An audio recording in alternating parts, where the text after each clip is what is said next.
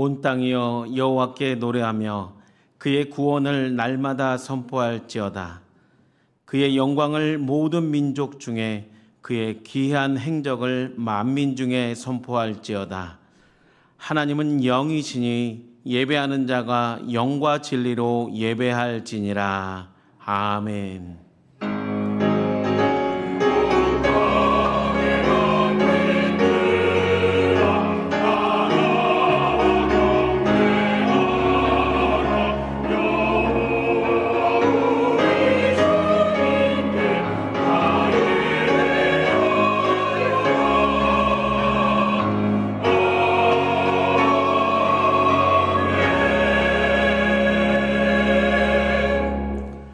사랑과 은혜가 풍성하신 하나님, 무더운 더위에도 우리를 지켜주시고 높은 하늘과 시원한 바람으로 우리의 몸과 영혼을 새롭게 하심을 감사를 드립니다. 이 시간 성령의 바람을 불어오게 하셔서 세상이 줄 수 없는 참된 기쁨과 평강으로 우리의 영혼이 소생케 되는 복된 예배의 시간이 되게 하여 주시옵소서. 모든 영광을 주님께 올려드리오며 예수님의 이름으로 기원하옵나이다. 아멘.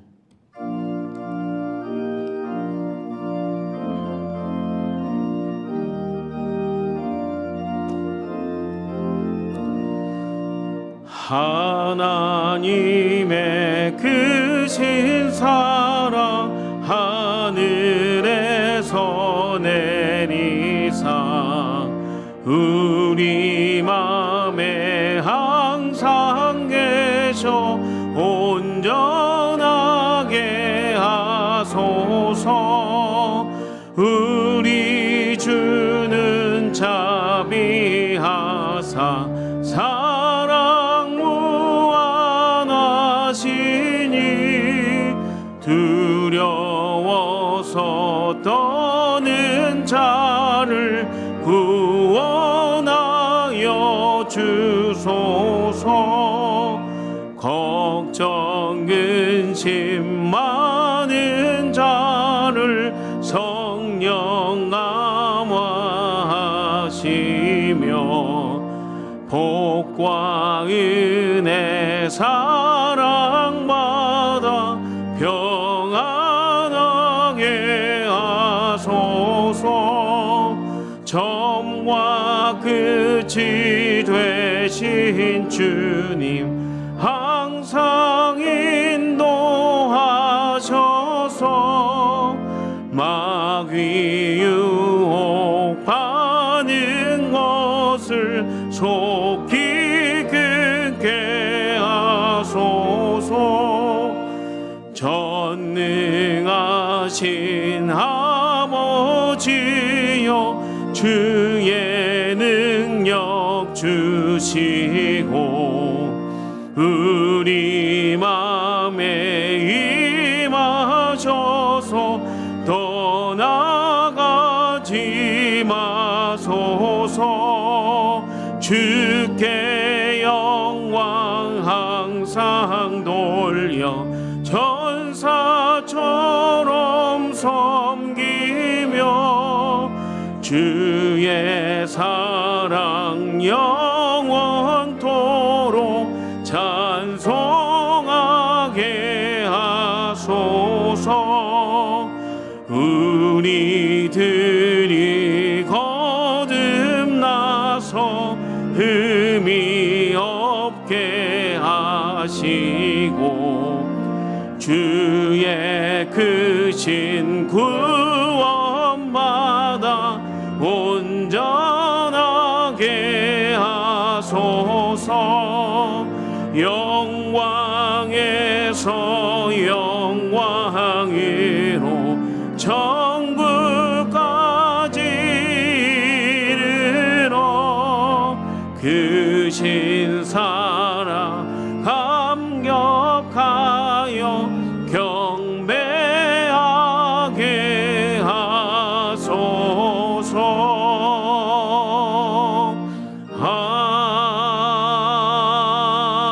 아멘.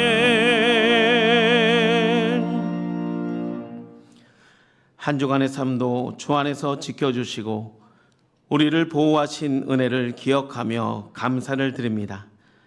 그러나 지난 한 주간의 삶도 돌아보니 참으로 부끄러운 모습밖에 없었습니다. 양심에 화인 맞은 사람처럼 외식하며 거짓말을 하였고 망령되이 허탄한 삶에 빠져서 향락을 추구하며 경건의 능력을 잃어버리고 살았습니다. 하나님께서 주신 풍성한 은혜를 받았건만 감사하지 못하고 미련하고 허망한 생각에 사로잡혀 주님의 영광을 가리며 살았던 지난 날을 회개하오니 주님, 우리의 어리석음을 용서하여 주시옵소서. 이제는 하나님과 나만이 아는 은밀한 죄와 허물을 계속해서 다 함께 고백하겠습니다.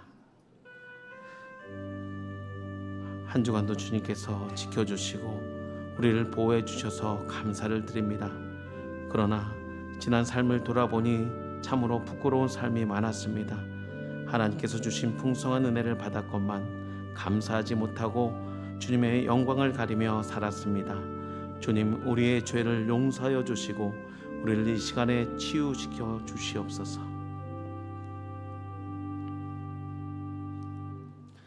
그가 우리를 흑암의 권세에서 건져내사 그의 사랑의 아들의 나라로 옮기셨으니 그 아들 안에서 우리가 속량 곧 죄 사함을 얻었도다.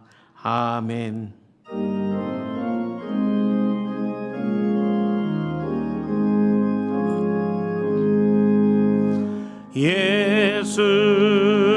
예수니 왕이여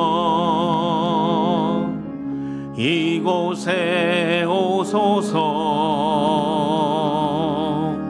보좌로 주여 임하사 찬양을 받아 주소서. 주님을 찬양하오니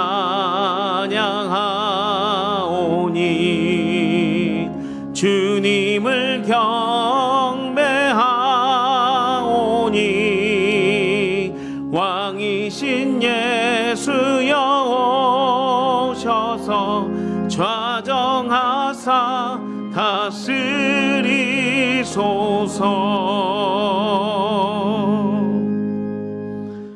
나는 전능하신 아버지 하나님 천지의 창조주를 믿습니다. 나는 그의 유일하신 아들 우리 주 예수 그리스도를 믿습니다. 그는 성령으로 잉태되어 동정녀 마리아에게서 나시고 본디오 빌라도에게 고난을 받아 십자가에 못 박혀 죽으시고 장사된 지 사흘 만에 죽은 자 가운데서 다시 살아나셨으며 하늘에 오르시어 전능하신 아버지 하나님 우편에 앉아 계시다가 거기로부터 살아있는 자와 죽은 자를 심판하러 오십니다. 나는 성령을 믿으며 거룩한 공교회와 성도의 교제와 죄를 용서받는 것과 몸의 부활과 영생을 믿습니다. 아멘. 내가 소리내어 여호와께 부르짖으며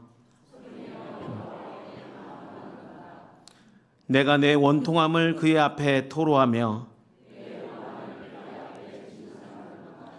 내 영이 내 속에서 상할 때에도 주께서 내 길을 아셨나이다.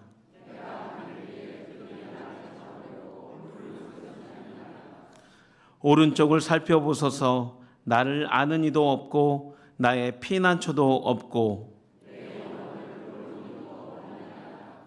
여호와여, 내가 주께 부르짖어 말하기를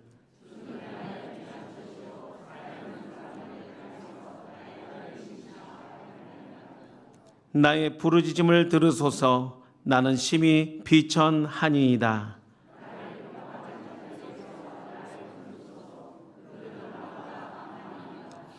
내 영혼을 옥에서 이끌어내사 주의 이름을 감사하게 하소서. 주께서 나에게 갚아 주시리니 의인들이 나를 두루리이다. 아멘.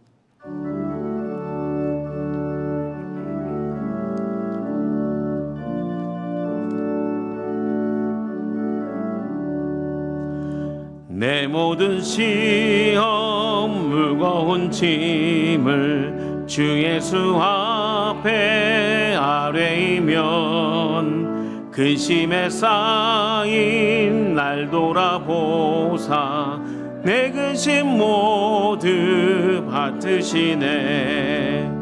무거운 짐을 나 홀로 지고 견디다 못해 쓰러질 때 불쌍히 여겨 구원해 주니 은혜의 주님 오직 예수. 내 모든 괴로움 닥치는 환난 주 예수 앞에 아뢰이면 주께서 친히 날 구해 주사 넓으신 사랑 베푸시네. 무거운 짐을 나 홀로 지고 견디다 못해 쓰러질 때 불쌍히 여겨 구원해 주니 은혜의 주님 오직 예수. 내 짐이 점점 무거워질 때 주 예수 앞에 아뢰이면 주께서 친히 날 구해 주사 내 대신 짐을 져주시네. 무거운 짐을 나 홀로 지고 견디다 못해 쓰러질 때 불쌍히 여겨 구원해 주리 은혜의 주님 오직 예수. 마음의 시험 무서운 죄를 주 예수 앞에 아뢰이면 예수는 나의 능력이 되사 세상을 이길 힘 주시네. 무거운 짐을 나 홀로 지고 견디다 못해 쓰러질 때 불쌍히 여겨 구원해 주니 은혜의 주님 오직 예수.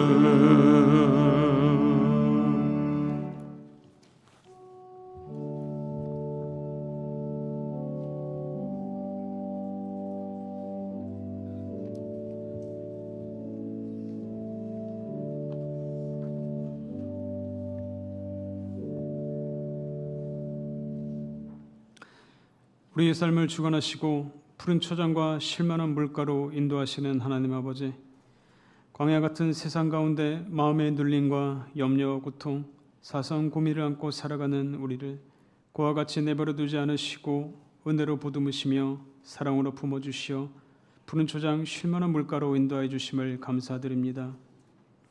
신령과 진정으로 참되게 예배하는 자들을 찾으시는 하나님 아버지, 주님이 찾으시는 그 한 사람, 그 예배자가 우리 모두가 되게 하여 주시옵고 인생의 목마름과 마음의 상처에 눌려 가난한 마음으로 나와 예배하는 이 시간 주님만을 주목하게 하여 주시옵고 예배하는 이 자리에 주님이 여기 계심을 볼 수 있는 영적인 눈이 열리며 따뜻한 시선으로 우리를 바라보시는 시선을 느끼는 예배가 되게 하여 주사 인생의 목마름과 마음의 상처가 치유되는 예배 되게 하여 주시옵소서.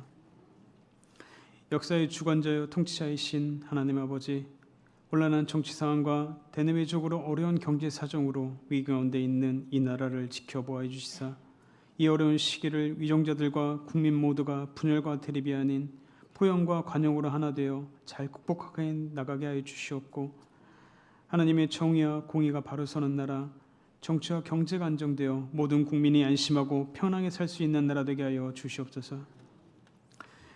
전쟁과 자연재해, 기근으로 고통받는 많은 나라와 국민들을 긍휼히 여겨주시사 피 흘림과 통곡의 눈물이 그쳐지게 하시고 그 고통의 땅 가운데 하나님이 주시는 진정한 평화와 회복이 있게 하여 주시옵소서. 수유동교회를 사랑하시고 인도하시는 하나님 아버지, 주님의 몸된 교회가 사람들로만 넘치는 교회가 아닌 사랑이 넘치는 교회, 성김의 기쁨이 가득한 교회, 모든 성도들이 서로 사랑함으로 주 안에서 하나가 되어 주의 말씀대로 행하는 교회 되게 하시어 주님이 주목하시고 수유동교회에 속한 모든 성도와 목회자가 참 기쁨을 누리는 행복한 수유동교회 되게 하여 주시옵소서. 모이게 힘쓰라 하신 말씀 따라 다시 시작된 세대별 마을 모임을 통하여 다시 한번 부흥의 불길이 일어나게 하여 주시옵고 하나님의 뜻을 함께 행하는 진정한 믿음의 가족 공동체 되는 마을 모임이 되게 하여 주시옵소서. 우리 삶의 여정을 인도하시며 우리를 위해 일하시는 하나님 아버지, 가정의 문제, 자녀의 문제, 경제적인 문제, 건강과 관계 문제들로 인하여 광야 같은 삶을 살아가는 주의 자녀들을 긍휼히 여겨 주시옵고 삶의 발목을 잡는 고난과 아픔의 모든 문제들이 하나님의 때에 하나님 방법으로, 고난이 고난으로, 아픔이 아픔으로 끝나지 않게 하사 고난이 하나님의 계획이었음을, 또한 우리에게 유익했음을 알게 하여 주시옵소서. 고승재 위임 목사님 영육간의 강건함을 허락하여 주사 연약한 자를 살피며 어려움 당한 자를 위로하게 하시고 성도들을 위하여 늘 깨어 기도하시며 몸과 마음을 기울여 귀로 듣고 눈으로 보고 마음으로 공감하시는 사랑이 많은 목사님이 되게 하여 주시옵고 성령의 충만함을 부으셔서 날마다 영적 지평이 넓어지게 하여 주사 예배와 사역의 현장마다 말씀과 성김의 풍성한 열매가 있게 하여 주시옵소서. 동력하시는 부목사님들과 전사님에게도 영육간의 강건함을 허락하여 주시옵고 하나님의 지혜와 성령의 충만함으로 능력을 더해 주사 맡은 사역을 감당하는 데 부족함이 없게 하여 주시옵소서. 이 시간 고승재 목사님 대언하시는 말씀을 통해 우리의 흔들린 믿음이 바로서게 하여 주시옵고 무너졌던 심령이 회복되게 하여 주사 삶의 모든 자리에서 예수 그리스도의 사랑과 섬김을 행하며 그리스도인의 정체성을 잃어버리지 않고 살아가는 우리 모두 되게 하여 주시옵소서. 하나님이 맡겨주신 소명의 자리에 충성하며 감사와 순종으로 빛도 없이 이름도 없이 섬기는 이들의 하나님과 교회를 향한 사랑과 헌신을 기억하여 주시옵고 그 손길을 통하여 주님의 몸된 교회가 더욱 든든하게 세워져 가게 하여 주시옵소서. 마음과 정성을 다해 올려드리는 찬양대의 찬양을 기뻐 받아 주시옵고 듣는 우리에게는 찬양의 가사가 하나님 아버지께 올려드리는 곡조 있는 믿음이 고백이 되게 하여 주시옵소서. 나는 죽고 예수 그리스도가 사시는 영적 부활이 우리의 모든 삶 가운데 일어나게 하사 언제나 예수 그리스도와 함께하는 삶이 되길 간절히 기도드리며 매일매일 은혜로 보듬으시고 사랑으로 우리를 품어주시는 예수 그리스도의 이름으로 기도드립니다. 아멘.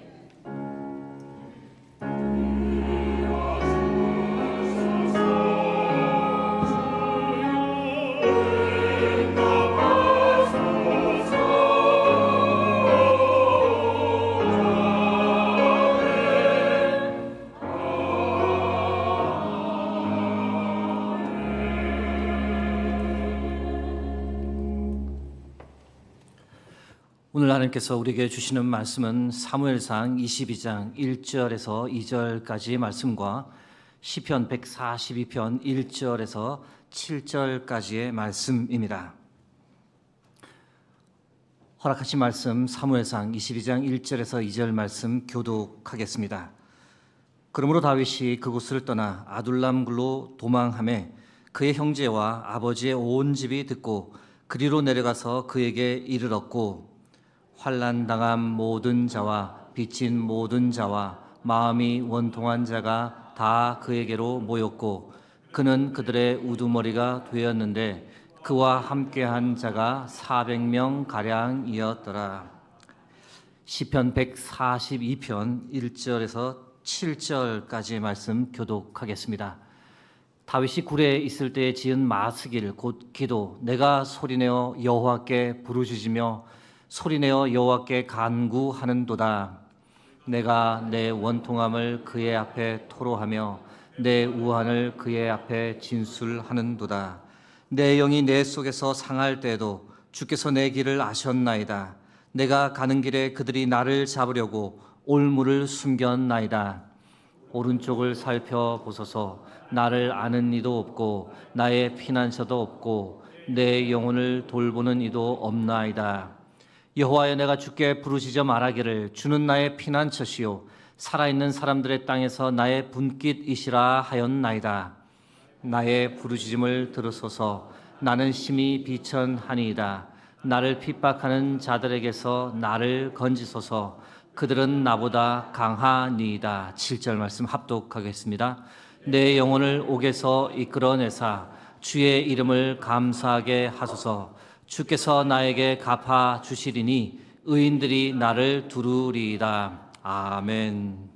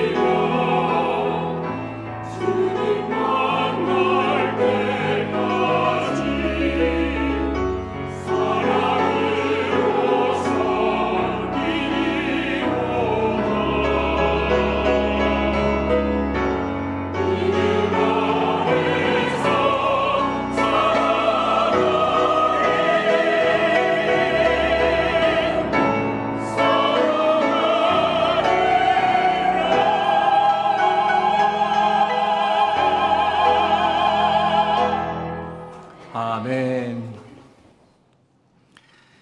이 예배 가운데 성령 하나님께서 우리와 함께 하시는 줄 믿습니다. 함께 하시는 하나님께서 우리 각자에게 말씀하실 때 아멘으로 응답하고 삶에서 순종하는 은혜가 우리 모두에게 넘치기를 주의 이름으로 축복합니다. 오늘은 다윗 세 번째 아둘람이란 제하에 여러분과 말씀을 나누겠습니다. 다윗의 삶이 참 드라마틱합니다. 인생 역전도 이런 놀라운 역전이 없습니다. 아무도 주목하지 않던 일개 목동에서 이스라엘 나라 군대 장관이 되었으니 이것이야말로 인생 역전이지 않겠습니까? 다윗이 골리앗을 죽였을 때 그의 나이가 몇 살이었을까요? 정확히 알 수는 없지만 10대였던 것은 틀림없습니다. 민수기 1장 3절 말씀에 근거하면 그렇습니다. 민수기 1장 3절 말씀 보시면 이스라엘 중 20세 이상으로 싸움에 나갈 만한 모든 자를 너와 아론은 그 진영별로 계수하되 20세 이상인 남자만 전쟁에 징집되었음을 알 수 있습니다. 그러나 다윗이 골리앗을 죽였을 때 다윗이 징집된 상태가 아니었기 때문에 그의 나이가 10대였음을 우리가 확증할 수 있습니다. 정확한 나이는 가늠할 수 없지만 대략적으로 말씀드리면 15세에서 17세 사이에 사무엘에게 기름 부음을 받았고 18세에서 19세 사이 골리앗을 죽였다고 볼 수 있습니다. 다윗이 골리앗을 죽인 이후 그의 삶은 180도 바뀌었습니다. 왕궁 생활을 시작했습니다. 사무엘상 18장 2절 말씀입니다. 그날에 사울은 다윗을 머무르게 하고 그의 아버지의 집으로 다시 돌아가기를 허락하지 아니하였고 들판에서 양들과 잠을 청하던 인생에서 왕궁의 최고급 시설에서 최고급 대우를 받는 인생이 되었습니다. 그리고 얼마 있지 않아 다윗은 이스라엘 나라 전체의 군대 장관이 되었습니다. 사무엘상 18장 5절 말씀입니다. 다윗은 사울이 보내는 곳마다 가서 지혜롭게 행하매 사울이 그를 군대의 장으로 삼았더니 온 백성이 합당히 여겼고 사울의 신하들도 합당히 여겼더라. 순식간에 어마어마한 힘과 권력을 가진 인물이 되었습니다. 군대 장관이 되었을 때 그의 나이는 몇 살이었을까? 역시 추정입니다만 빠르게 잡으면 20세, 늦어도 22세 때는 다윗이 최연소 군대 장관이 되었을 것으로 가늠할 수 있습니다. 인생 역전의 최절정은 이 사울 왕의 사위가 되는 거였습니다. 사울 왕의 딸 미갈과 결혼했습니다. 일개 목동이 왕가 사람이 된 겁니다. 군대 장관이 된 지 얼마 되지 않아 이 왕의 사위까지 되었으니 이 모든 것이 다윗에게는 꿈만 같았을 겁니다. 백성들 사이에서 다윗의 인기는 하늘을 찔렀습니다. 골리앗을 죽인 후 3년 사이에 이 모든 일이 일어났으며 세상적인 면에서 볼 때 다윗은 승승장구했습니다. 그러나 그의 인생 역전 이야기는 그리 오래가지 못했습니다. 짧은 인생 역전에 이어 긴 인생 역경의 시간이 시작되었기 때문입니다. 최고 영웅이었던 다윗은 도망자 신세로 전락해버렸습니다. 다윗이 무슨 큰 실수를 해서 찾아온 인생 역경이 아니었습니다. 악령에 사로잡힌 사울 왕 때문에 초래된 인생 역경이었습니다. 이스라엘 초대왕 사울은 시간이 지나가면 갈수록 하나님 앞에서 교만했고 하나님께 불순종했습니다. 그 결과 하나님으로부터 버림을 받았고 악령에 시달렸습니다. 어느 날 블레셋 전투에서 승리하고 돌아왔을 때 이 백성들의 환호 소리가 사울을 미쳐 날뛰게 만들었습니다. 사무엘상 18장 7절 말씀입니다. 여인들이 뛰놀며 노래하여 이르되 사울이 죽인 자는 천천히요 다윗은 만만이로다 한지라. 여러분, 이 말을 어떻게 해석할 수 있을까요? 사울에 비해 다윗이 10배나 뛰어나다라는 말을 전하는 것이 아닙니다. 백성들이 아무 생각도 없이 겁도 없이 그런 의도로 말을 했을 까닭이 없습니다. 백성들의 의도가 무엇이었을까?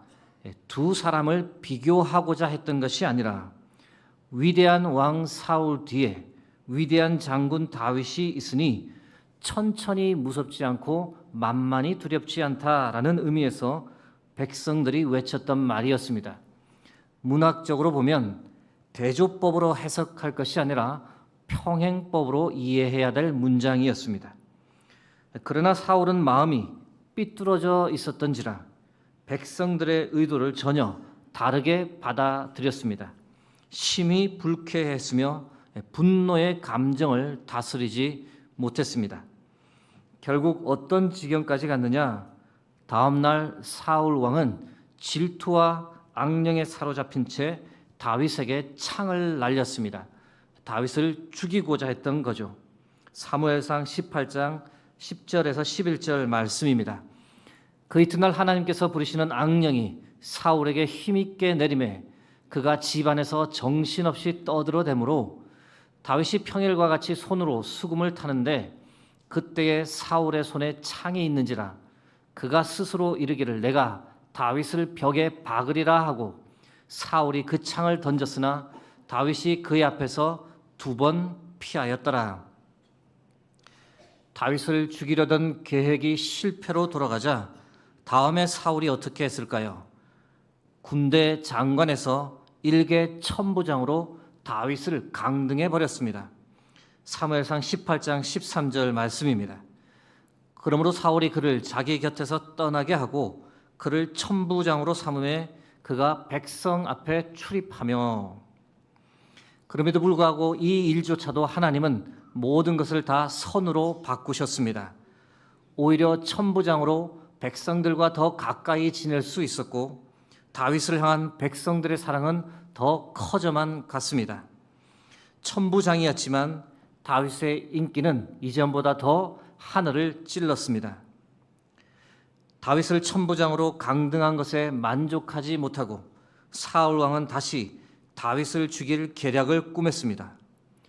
블레셋 군인 포피 100개를 가져오면 다윗을 사위로 삼겠다라는 새로운 조건을 사울 왕이 다윗에게 내걸었습니다.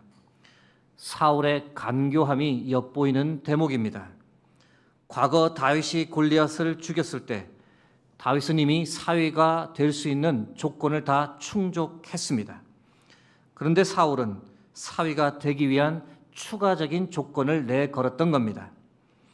블레셋인의 손에 다윗이 죽기를 사울은 너무도 바랬던 겁니다. 그러나 사울의 악한 바램과는 달리 다윗은 주어진 임무를 2배로 완수했고 결국 사울의 딸 미갈과 결혼하게 되었습니다. 이제는 사위가 되었으니 한 가족이 되었으니 사울 왕이 다윗을 받아들였으면 좋으련만 그런 일은 일어나지 않았습니다. 아들 요나단에게 그리고 모든 신하에게 다윗을 죽이라고 고래고래 소리를 쳤으며 공공연하게 살인할 것을 명령했습니다. 사무엘상 19장 1절 전반부 말씀입니다. 사울이 그의 아들 요나단과 그의 모든 신하에게 다윗을 죽이라 말하였더니 이 정도 상황까지 오니 다윗이 더 이상 왕궁에 머물 수가 없었습니다. 그때부터 도망 다니는 도망자 신세가 되었던 겁니다. 라마 나요세가 잠시 사무엘과 지냈습니다. 이후 그것도 안전하지 못해 놉이라고 하는 곳에가 제사장 아히멜렉과 지냈습니다. 그러나 그곳의 생활도 잠시 다윗은 다른 곳으로 도망가야 했습니다. 이번에는 어디로 도망갔을까요? 다윗이 놀라운 선택을 했습니다. 사울 왕을 피해 이스라엘에는 도저히 도망갈 곳이 없으니 적진 블레셋의 5도시 중 하나인 가드로 도망갔습니다. 여러분, 가드가 누구의 고향인 줄 아십니까? 바로 골리앗의 고향입니다. 갈 곳이 얼마나 없었으면 자신이 죽인 골리앗의 고향 가드까지 도망쳤을까요? 다윗의 삶은 정말 비참했고 벼랑 끝에 서 있었습니다. 심지어 가드에서 살기 위해 어떤 행동까지 한 줄 아십니까? 미친 척하며 생명을 구걸해야 했습니다. 사무엘상 21장 12절에서 13절 말씀입니다. 다윗이 이 말을 그의 마음에 두고 가드왕 아기스를 심히 두려워하여 그들 앞에서 그의 행동을 변하여 미친 채 하고 대문짝에 그적거리며 침을 수염에 흘리매 비참한 도망자 신세는 계속 이어졌습니다.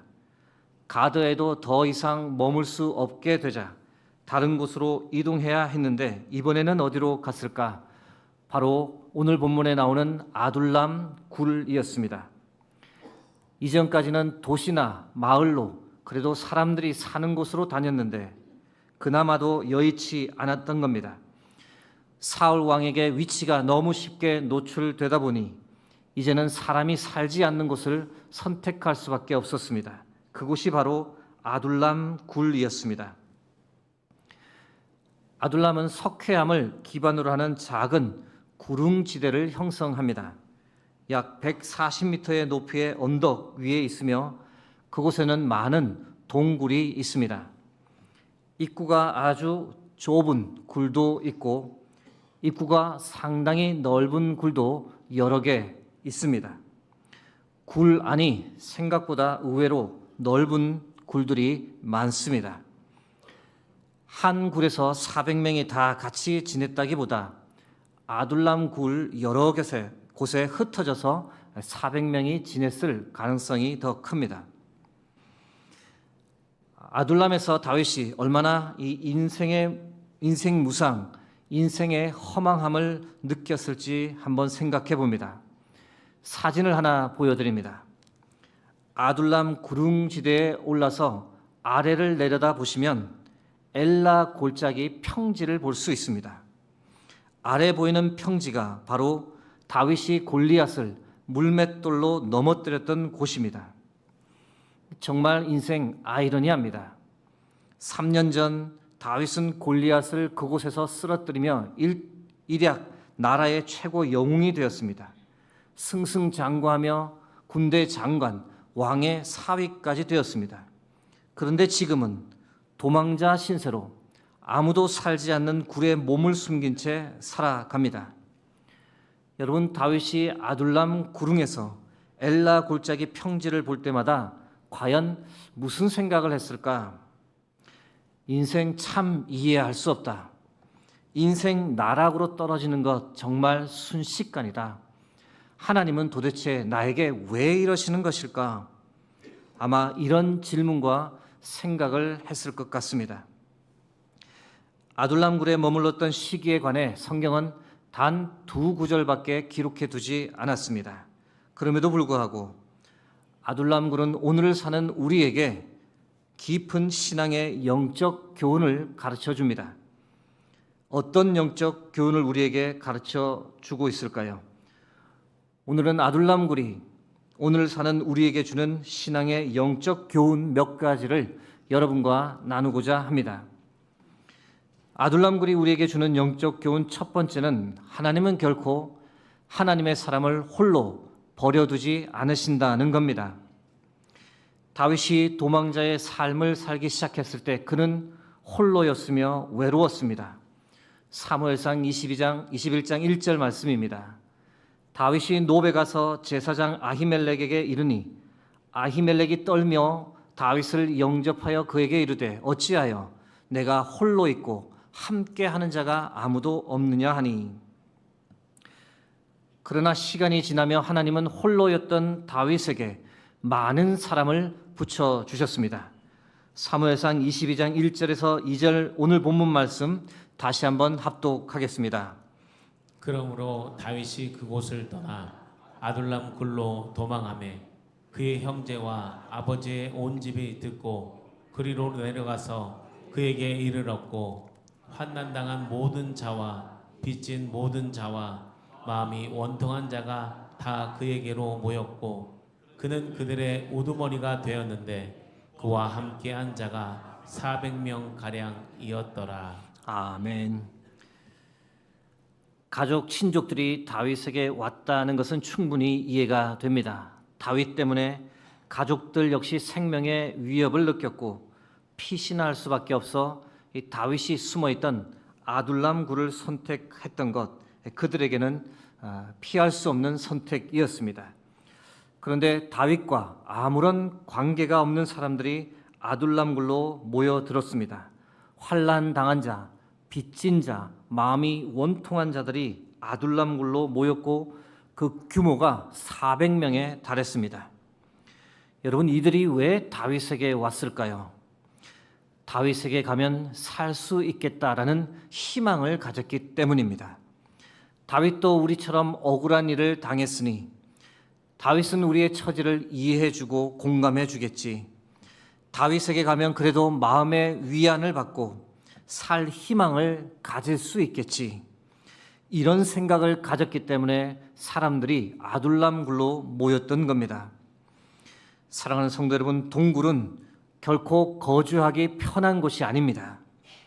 햇볕이 잘 들지 않아 눅눅하고 공기순환이 잘 되지 않아 답답하고 쾌쾌합니다. 불을 피워 식사를 해결하는 것, 화장실 가는 것, 잠자리 해결하는 것, 어느 것 하나 편한 것이 없는 곳입니다. 아이들을 키우고 가족을 부양하기에는 최악의 환경입니다. 그런데 불편하기 그지없는 그 아둘람 굴에 사람들이 모여왔습니다. 왜일까요? 사는 것은 불편하지만 그곳에는 마음을 나눌 사람들이 있었기 때문입니다. 서로의 처지를 이해하고 서로의 눈물을 닦아주고 서로를 보듬어 안아줄 수 있는 사람이 있었기 때문입니다. 그곳에 가면 살 소망과 희망을 발견할 수 있을 거라고 사람들이 생각했기 때문입니다. 사랑하는 성도 여러분, 우리 수유동 교회가 사람들에게 그런 희망과 소망을 주는 교회가 되길 간절히 바랍니다. 마음 아프고 삶이 힘든 분들이 언제라도 찾아오는 교회, 언제 오더라도 나를 맞이해주고 나를 이해해주는 사람이 있는 교회, 서로 안아주고 서로를 위해 기도해주는 교회, 그래서 나의 아픔이 치유되고 삶의 희망을 가지고 나를 살게 만들어주는 교회, 그런 교회가 바로 우리 수유동 교회가 되길 주의 이름으로 축복합니다.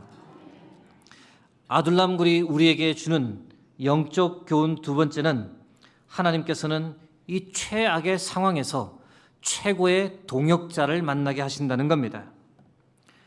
다윗에게는 세 용사라 불리는 최측근 사람들이 있었습니다.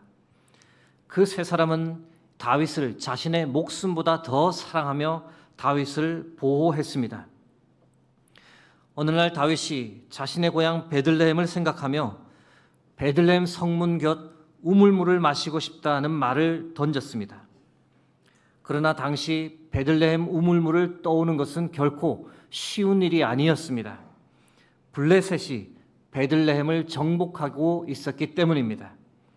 그럼에도 불구하고 세 용사는 이 다윗의 말을 듣자마자 자신들의 목숨을 걸고 블레셋 군대를 뚫고 들어가 베들레헴 우물에서 물을 길어 왔습니다. 여러분, 제가 왜 이런 이야기를 갑자기 여러분께 드리는 걸까요? 여러분, 다윗이 이 세 용사를 처음 만난 곳이 어디일까요? 바로 아둘람 굴이었습니다. 사무엘하 23장 13절 말씀입니다. 또 30두목 중 세 사람이 곡식 벨 때에 아둘람 굴에 내려가 다윗에게 나아갔는데 때에 블레셋 사람의 한 무리가 르바임 골짜기에 진쳤더라. 참 흥미로운 포인트입니다. 아둘람 굴은 사람이 살기 좋은 환경이 아니라 말씀드렸습니다. 황량하고 갈 곳 없는 사람들이 모여 살았던 참 절망스러운 곳입니다. 그러나 하나님은 이런 곳에서 다윗이 새 용사를 만날 수 있도록 역사해 주셨습니다. 여러분, 새 용사가 다윗을 위해 목숨을 건 의리와 사랑을 보일 수 있었던 것은 아둘람 굴에서 함께 동고동락했던 시간이 있었기 때문입니다. 그곳에서 모든 고난과 역경의 시간을 함께 보내었기 때문에 누구도 끊을 수 없는 진정한 우정, 깊은 동지애를 가졌던 겁니다. 최악의 상황 아둘람 굴이었지만 하나님은 그곳에서 미래의 다윗이 함께 할 사람을 붙여주셨던 겁니다. 최악의 상황에서도 하나님은 선한 일을 이루어 가셨던 겁니다. 사랑하는 성도 여러분, 하나님은 오늘날 우리에게도 동일하게 그렇게 역사하는 분인 줄 믿습니다. 최악의 상황에 있을지라도 함께 견디어 나갈 사람을 붙여주시는 분이 우리 하나님이십니다. 간절히 바라고 기도합니다. 여러분들 모두가 수유동 교회를 다니면서 믿음의 귀한 동역자를 만나기를 바랍니다.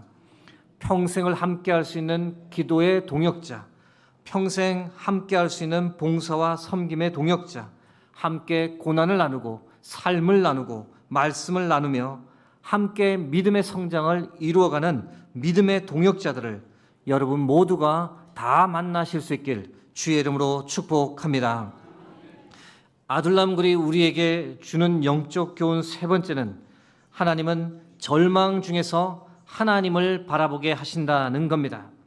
시편 142편 1절에서 2절 말씀 표제어부터 함께 합독하겠습니다. 다윗이 굴에 있을 때 지은 마스길 곧 기도. 내가 소리내어 여호와께 부르짖으며 소리내어 여호와께 간구하는도다. 내가 내 원통함을 그의 앞에 토로하며 내 후환을 그의 앞에 진술하는도다. 아멘. 방금 읽으신 시편 142편은 다윗이 아둘람 굴에 있을 때 지은 시편으로 우리에게 알려집니다. 다윗의 억울하고 고통스러운 마음이 여러분 이 시편을 통해 느껴지십니까? 생명의 위협을 매일매일 느끼며 내일이 보장되지 않은 불안한 삶을 살아야 했던 이 다윗의 절망이 느껴지십니까? 불안과 절망의 마음을 다스릴 수 없을 때 다윗은 과연 그곳에서 무엇을 했을까 궁금해집니다. 그런데 오늘 시편 142편을 보니 그럴 때마다 다윗은 아둘람굴에서 하나님께 소리쳐 부르짖었습니다. 원통함을 하나님께 호소하며 간절히 간구했습니다. 또한 자신의 간구를 찬양으로 만들어 하나님을 경배했습니다. 여러분 한번 상상해 보십시오. 아둘람굴에서 이 다윗의 기도 소리, 다윗의 찬양 소리가 어떻게 울려 퍼졌을지, 참 슬픈 상황이지만 얼마나 큰 위로가 되었을지, 얼마나 큰 은혜가 임했을지 우리가 충분히 상상할 수 있습니다. 여러분 아둘람굴의 현실은 참담했습니다. 그러나 그곳에서 다윗의 기도와 찬양이 울려 퍼질 때 그때만큼은 하늘 문이 열리고 하늘의 평안과 위로가 쏟아졌을 줄 믿습니다. 여러분 절망 중에도 하나님을 바라보는 자에게, 하나님께 기도하며 하나님을 찬양하는 자에게 하나님은 반드시 은혜와 용기를 주시고 견디고 살아갈 힘과 능력을 주시는 줄 믿습니다. 여러분 생각해 보면 다윗만 하나님께 그렇게 기도하고 찬양했겠습니까? 아둘람굴에 함께 있던 모든 사람들이 다윗을 통해 신앙의 큰 영향을 받았습니다. 여러분 아둘람굴에 있었던 이들 처음에는 다윗을 보기 위해 왔던 사람입니다. 다윗을 통해 희망을 얻고 어떻게든 살아보려고 아둘람에 왔던 사람들, 그들 중에는 하나님과 무관한 삶을 살았던 이들이 대부분이었습니다. 그런데 그렇게 살았던 그들이 다윗을 통해 신앙을 가지고 하나님을 인격적으로 만나기 시작했던 겁니다. 다윗을 따라 그들도 하나님을 바라보기 시작했고 다윗과 함께 하나님께 기도하고 찬양했습니다. 없었던 신앙이 조금씩 생겨나고 이후에는 그들의 믿음이 점점 강해졌습니다. 어떤 절망적 상황 속에서도 하나님을 바라보기만 하면, 하나님께 시선을 고정하면 반드시 견디고 헤쳐나갈 수 있는 힘과 능력을 하나님께서 주신다는 것, 그들은 그것을 아둘람굴에서 체험하고 고백하게 되었습니다. 다윗을 보기 위해 왔던 인생들이 결국 하나님을 함께 바라보는 인생이 되었습니다. 사랑하는 성도 여러분, 우리 수요동 교회가 이런 아둘람과 같은 공동체가 될 줄 믿습니다. 사람이 좋아 또는 사람 때문에 왔지만 시간이 흐를수록 하나님에 대한 신앙이 깊어지고 믿음이 강해지는 사람들이 늘어나기를 바랍니다.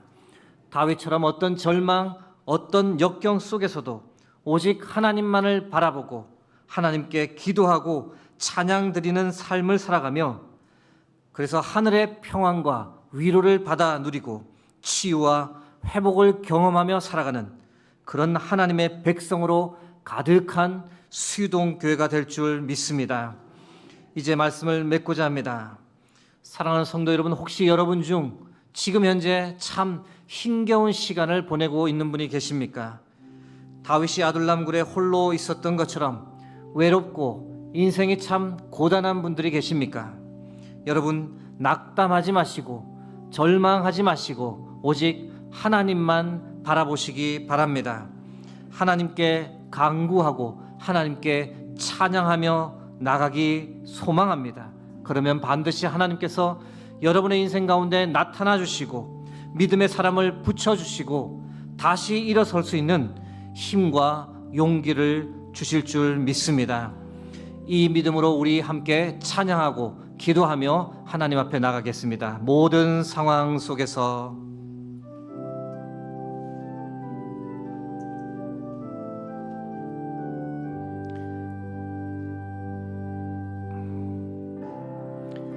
모든 상황 속에서 주를 찬양할지라.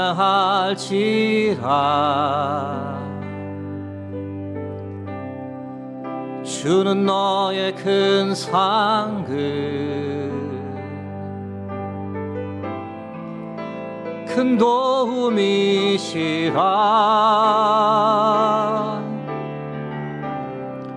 주의 얼굴 구할 때 주의 영을 부으사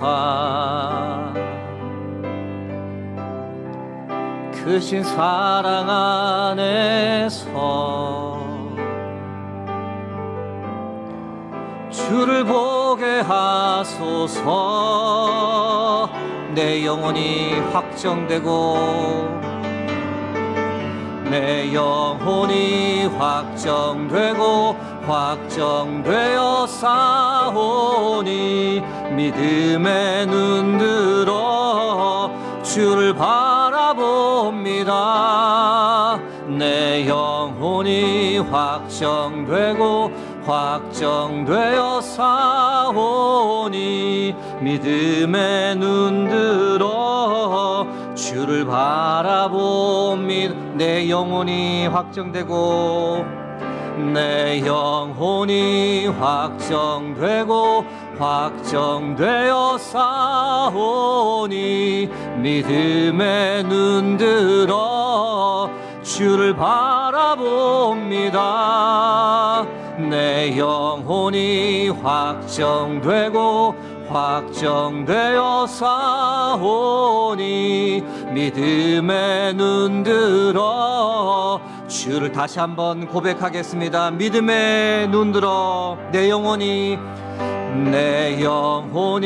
확정되고 확정되어 싸우니 믿음의 눈 들어 주를 바라봅니다.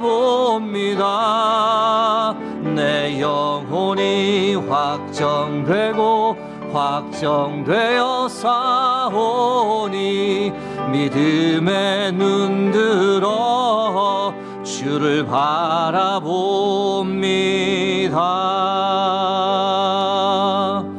함께 기도하겠습니다. 오늘도 살아계셔서 우리의 삶과 마음을 붙잡고 계시는 하나님, 저희 수유동교회가 주께서 기뻐하시는 아둘람 공동체와 같은 믿음의 공동체, 은혜의 공동체가 되기를 간절히 소망합니다. 아프고 가난하고 상처받은 이들이 언제든지 찾아와 하나님께 기도하고 찬양하며 하나님만을 온전히 바라보는 교회 되게 하옵소서.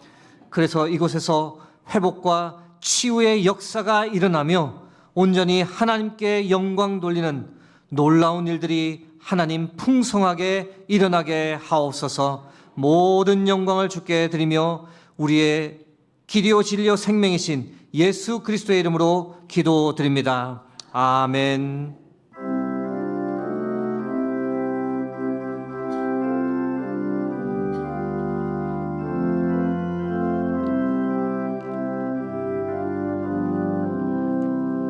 주 날개미 내가 편안히 쉬네. 밤 깊고 비바람 불어쳐도 아버지께서 날 지켜주시니 거기서 편안히 쉬리로다. 주 날개미 평안하다. 그 사랑 끊으지 않으뇨. 주 날개미 내 쉬는 영혼 영원히 거기서 살리. 주 날개미 나의 피난처 되니 거기서 쉬기를 원하노라. 세상이 나를 위로치 못하나 거기서 평화를 누리리라. 주 날개미 평안하다. 그 사랑 끊을지 않으뇨. 주 날개미 내 쉬는 영혼 영원히 거기서 살리. 주 날개미 참된 기쁨이 있네. 고달픈 세상길 가는 동안 나 거기 숨어 돌보심을 받고 영원한 안식을 얻으리라. 주 날개미 평안하다.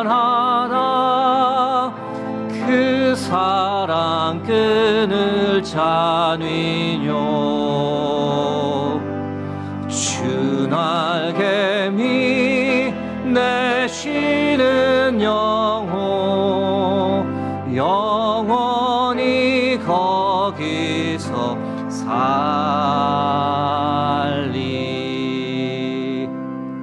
네, 이 시간에는 특송 시간이 있겠습니다. 이유희 어린이 교회학교 아동부 전국 연합회에서 주최한 전국 어린이 대회에서 은상을 수상했는데 오늘 특송을 부탁했습니다.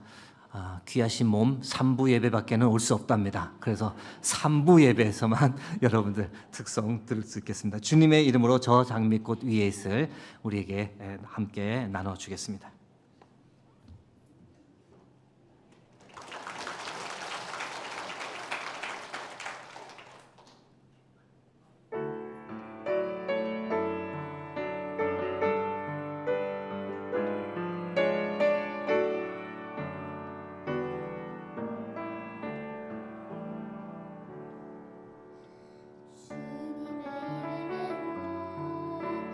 찾아갑니다.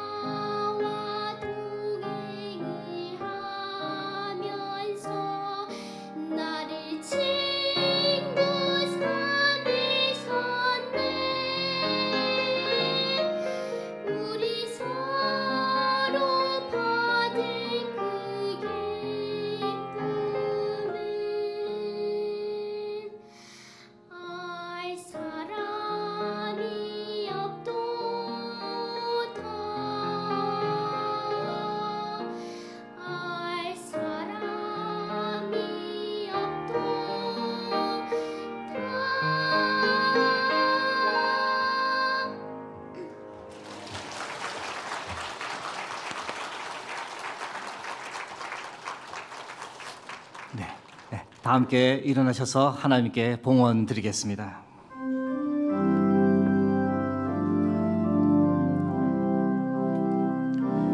감사 위에 감사를 풀 때 은혜 위에 은혜가 쌓이네. 모든 일에 감사, 모든 순간에 그리 아니하실지라도 감사 위에 감사를, 감사 위에 감사를 덮을 때 은혜 위에 은혜가 쌓이네. 모든 일에 감사, 모든 순간에 그리 아니하실지라도 감사. 오늘도 우리의 예배를 기뻐 받으시는 아버지 하나님, 거룩한 주일을 우리에게 허락하시고 변함없이 우리를 아버지의 집에 예배자로 세워주시니 감사합니다. 아무 자격도 없는 우리를 용서해 주시고 구원해 주시고 하나님의 자녀 삼아 주셔서 인생의 고단한 여정 가운데 우리와 함께 해주시고 사람을 붙여주시고 우리에게 도움 주셔서 그 은혜 감사하여 이 시간 하나님께 예물을 드립니다.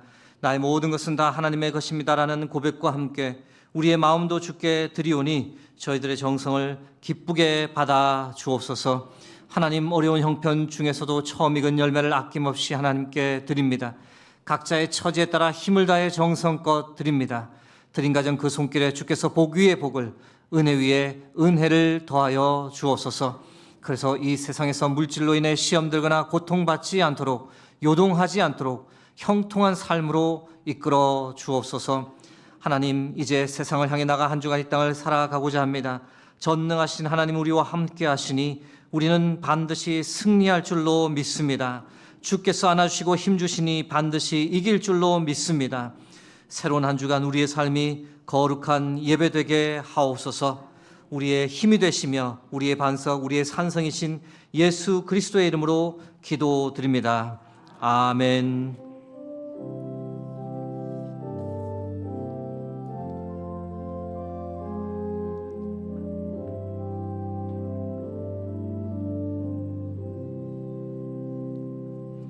자리에 앉으시면 교회 소식 말씀드리겠습니다.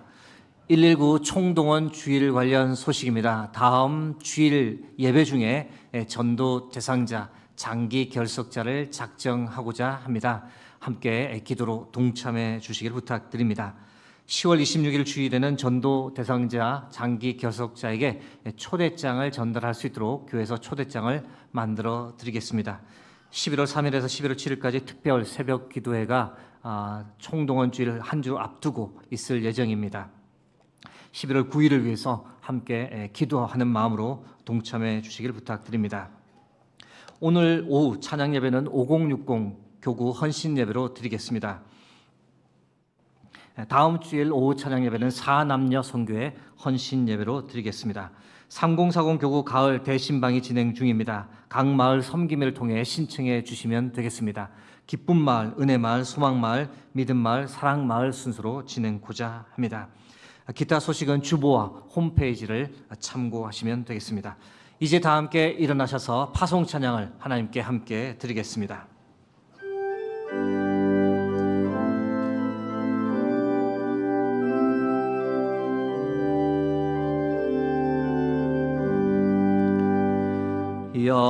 여기에 모인 우리 사랑받는 주의 자녀라.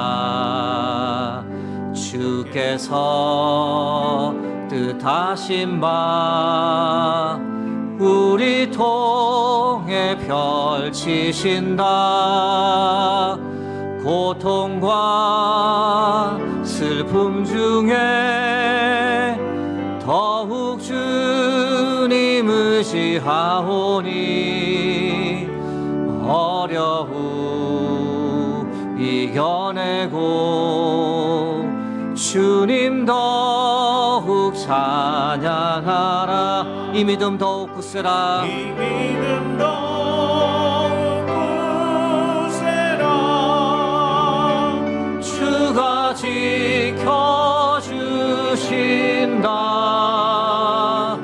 어두운 밤에도 주의 밝은 빛 인도하여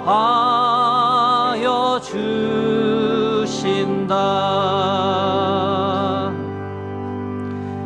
지금은 우리 주 예수 그리스도의 은혜와 하나님 아버지의 무한하신 사랑하심과 성령의 감화감동 교통하심이 아둘람굴에 있는 것처럼 온갖 역경과 고난 가운데 있다 할지라도 사람을 보내어 주시고 도움을 허락해 주시며 우리의 삶을 지켜주시는 하나님만을 더욱 의지하며 살겠다고 그렇게 다짐하며 이제 세상을 향해 나가는 여기 모인 모든 주의 백성들 위해, 그들의 가정과 그들의 삶의 자리 위에, 하나님께서 붙잡고 계시는 이 나라 이 민족 위에 이제로부터 영원토록 함께 하시길 간절히 축원하옵나이다.